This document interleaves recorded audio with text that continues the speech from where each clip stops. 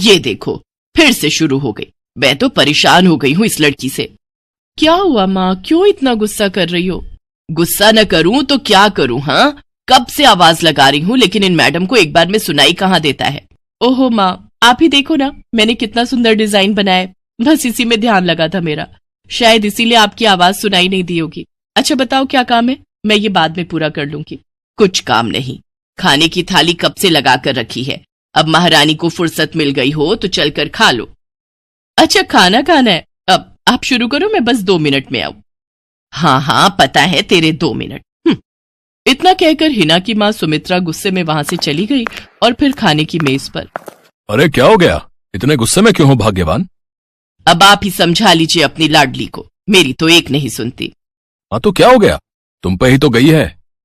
आपको मजाक सूझ रहा है? यहाँ मेरा दिमाग खराब हो रहा है, सारा दिन बस मेहंदी के डिजाइन बनाती रहती है और कोई काम ही नहीं है इसे।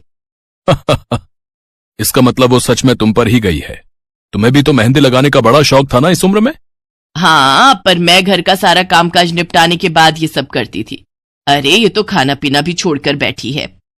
सुमित्रा अपने पति सुरेश से हिना की शिकायतें कर ही रही थी कि तभी हिना वहां आ गई। क्या बनाया माँ? खुशबू तो बड़ी अच्छी आ रही है। मिल गई तुझे फुर्सत? हाँ माँ, देखो ना मेरा आज का डिजाइन, पापा देखिए ना कैसा है।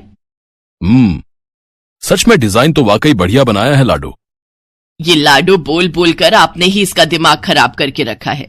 मेरी जान को कितना काम है पता है, ती जा रही है, मगर ये लड़की मेरी बिल्कुल मदद नहीं करती।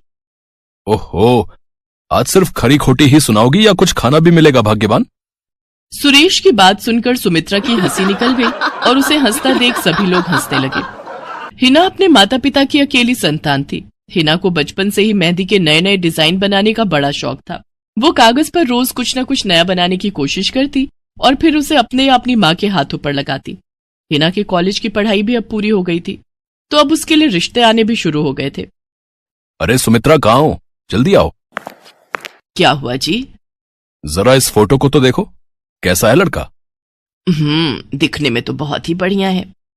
हाँ, वो कानपुर वाले फूफा जी है ना, उन्होंने बताया इस लड़के के बारे में। अपनी हिना के लिए कैसा रहेगा?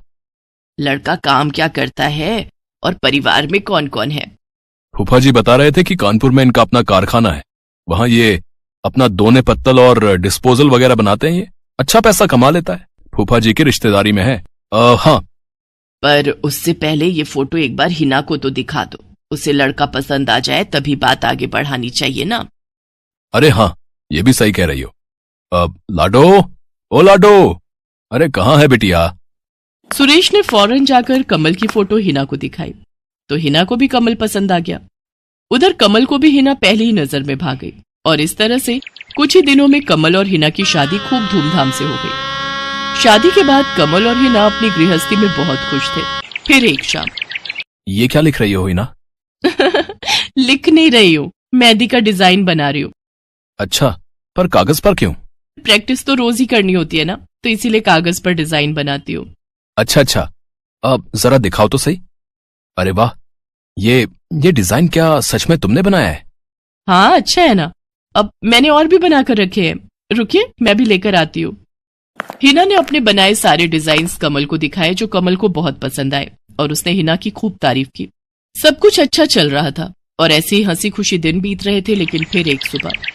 हेलो, क्या हुआ राठी जी, इतनी सुबह सुबह फोन क्यों किया? सर आप जल्दी से आ जाइए, गजब हो गया, अपनी फैक्ट्री में आग लग गई है सर, सब कुछ जल गया सर, कुछ भी नहीं बचा सर, जल्दी आ जाइए आप। फोन पर अपने मैनेजर की बात सुनकर कमल के पैरों तले जमीन खिसक गई। फैक्ट्री पहुंचा तो देखा वाकई फैक्ट्री पूरी तरह से जल रही थी। तभी एक जलती हुई बड़ी सी लकड़ी कमल पर आ गिरी, जिसकी वजह से वो बुरी तरह झुलस गया। उसे फौरन अस्पताल पहुंचाया गया और यहाँ से सब कुछ बदल गया। फैक्ट्री के काम को बढ़ाने के लिए कमल ने हाल ही में कई सारी नई मशीनें लोन पर खरीदी थी।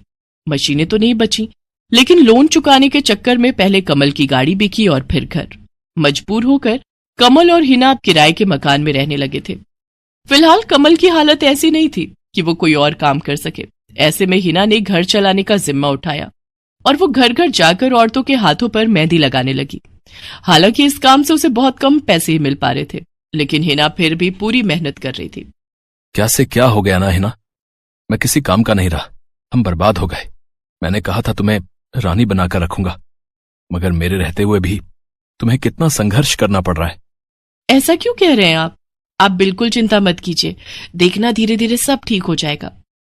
हिना चाहती थी कि वो अपना एक पार्लर खोले, लेकिन फिलहाल ये मुमकिन नहीं था।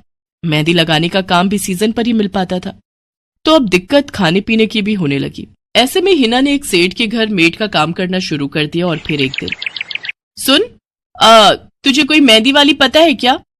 क्यों मैडम? अरे वो तीज आ रही है ना, तो मेहंदी लगवानी थी। हाँ, बाहर इतनी गर्मी है, अब ऐसे में कौन बाहर जाए, तो घर पर ही आकर कोई लगा दे तो बढ़िया रहेगा। अब हाँ मैडम, मैं बहुत अच्छी मेहंदी लगाती हूँ, आप मुझसे लगवा लो।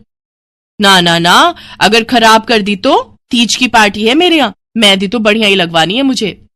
मैडम आप बिल्कुल चिंता मत कीजिए, और रुकिए, मैं अभी आपको कागज पर मेहंदी का डिजाइन बनाकर दिखाती हूँ, फिर आगे आप ही तय करना। इतना कहकर हिना ने फौरन एक कागज लिया और कुछ ही देर में उस पर एक बहुत ही सुंदर मेहंदी का डिजाइन बना दिया। और फिर, अरे वाह, ये तो सच में बहुत सुंदर है, बिल्कुल नया और बहुत ही खूबसूरत डिजाइन है। अब तू ये डिजाइन मेरे हाथ पर भी सेम टू सेम लगा देगी ना? हाँ मैडम, आप मुझ पर विश्वास कीजिए, मैं बचपन से ये करती आई हूँ। उस दिन हिना ने पूरे मन से अपनी मालकिन के दोनों हाथों पर मेहंदी लगाई। हिना ने जो डिजाइन बनाया था वो एकदम नया था और सुंदर भी। फिर अगले दिन, नमस्ते साहब, वो आपको कुछ? हाँ, मैं तुम्हारा ही इंतजार कर रहा था। ये कल शिवानी के हाथों पर तुम्ही ने मेहंदी लगाई थी ना? जी साहब, मैंने ही लगाई थी। अब कोई गलती हो गई क्या मुझसे? नहीं, ऐसी कोई बात नहीं है। बस ये जानना था तुमसे कि मेहंदी का वो डिजाइन कहाँ से देखकर लगाया तुमने? कहीं से नहीं साहब, वो तो मैंने खुद से सोचा था, मैं कभी कहीं से देखकर डिजाइन नहीं बनाती। अच्छा, अगर ऐसा है तो जरा ये कागज और जरा इस पर एक मोर की थीम पर बेस्ड एक डिजाइन बनाकर दिखाओ, पर याद रहे डिजाइन बिल्कुल नया होना चाहिए। जी साहब, बस 2 मिनट दीजिए। हिना ने बस कुछ मिनटों के अंदर वो करके दिखा दिया, जिसे देखकर उसका मालिक साहिल मल्होत्रा हैरान रह गया। वाह, सच में कमाल है ये तो। अब तुमने डिजाइनिंग सीखी है क्या कहीं से? नहीं साहब, सीखी तो नहीं, लेकिन मुझे बचपन से ही शौक है मेहंदी लगाने का, तो बस इसीलिए। समझ गया। देखो हिना, तुम्हारा हुनर लाजवाब है और तुम्हें अपने इस हुनर को ऐसे बेकार नहीं जाने देना चाहिए। जी मतलब? तुम्हें पता है ना, मेरी फैक्ट्री में लेडीज कपड़ों के लिए कपड़ा बनता है, लेकिन काफी समय से मैं परेशान हूं क्योंकि सूट साड़ियों वगैरह के लिए मेरे पास नए डिजाइन्स की कमी पड़ गई है। लेकिन अब लगता है ये कमी नहीं रहेगी। बोलो, बतौर डिजाइनर मेरे लिए काम करोगी तुम? जी साहब, बिल्कुल करूंगी। ये हिना के लिए सपने के सच होने जैसा था। अब वो काम वाली बाई से एक डिजाइनर बन गई। वो साहिल की फैक्ट्री में बनने वाले कपड़ों के लिए हर रोज नए नए डिजाइन्स बनाने लगी, और इसके बाद साहिल के फैक्ट्री में बनने वाले कपड़े की डिमांड काफी बढ़ गई, और इसके चलते हिना को भी उसके काम की बढ़िया सैलरी मिलने लगी। हिना अब अपनी कमाई से न सिर्फ अपना घर खर्च चलाने लगी, बल्कि उसने शहर के बढ़िया डॉक्टर से कमल का इलाज भी कराया, जिससे कमल बहुत जल्दी ठीक हो गया और उसने भी काम करना शुरू कर दिया।